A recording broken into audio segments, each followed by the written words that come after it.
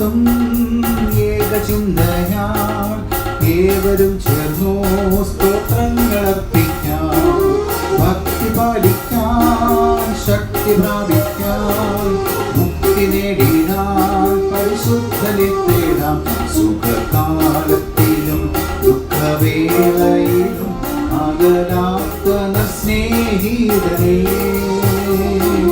യേശുവേ തിരുപ്പാദത്തിൽ കാത്തിരിക്കെ എന്തു മോദം മൃദന്തം വരും.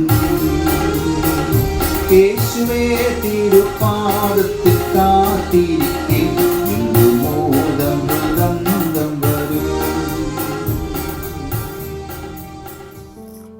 ദൈവനാമത്തിന് മഹത്വമുണ്ടാകട്ടെ. ഇന്നത്തെ പ്രഭാത ധ്യാനത്തിനായി 26-ാം സങ്കീർത്തനം 2-ാം വാക്യം. യഹോവേ, എന്നെ പരീക്ഷിച്ച് ശോധന ചെയ്യണമേ, എൻ്റെ അന്തരംഗവും എൻ്റെ ഹൃദയവും പരിശോധിക്കണമേ. പൊന്നും വെള്ളിയും തീയിലൂടെ കടത്തിവിടുന്നത് അതിലടങ്ങിയിരിക്കുന്നതായ ചെളി മാറ്റപ്പെടുവാനാണ്.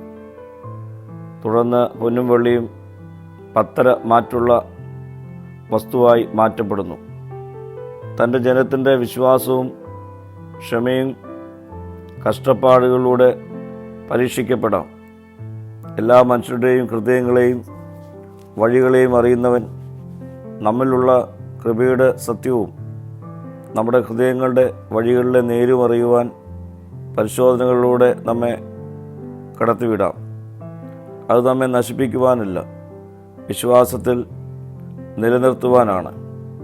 ഇവിടെ ദാവീദ് ദൈവത്തോട് പറയുന്നത്, എൻ്റെ ഹൃദയവും അന്തരംഗവും പരിശോധിച്ച് എൻ്റെ കുറവുകളെ കണ്ടെത്തി എന്നെ തിരുത്തണമേ എന്നാണ്. പ്രിയ സ്നേഹിതരെ, നമുക്കും ദാവീദിനെ പോലെ പ്രാർത്ഥിക്കാം. പാപം നിറഞ്ഞ ഈ ലോക ജീവിതത്തിൽ ദിനംപ്രതി എൻ്റെ കുറവുകളെ കണ്ടെത്തി തിരുത്തപ്പെടുവാൻ എന്നെ ചില പരിശോധനകളിലൂടെ കടത്തിവിട്ട് പത്തരമാറ്റുള്ള തങ്കമായി തീർക്കണമേ. മഹത്വം നീ എടുക്കണം. യേശുവിൻ്റെ നാമത്തിൽ തന്നെ. ആമീൻ.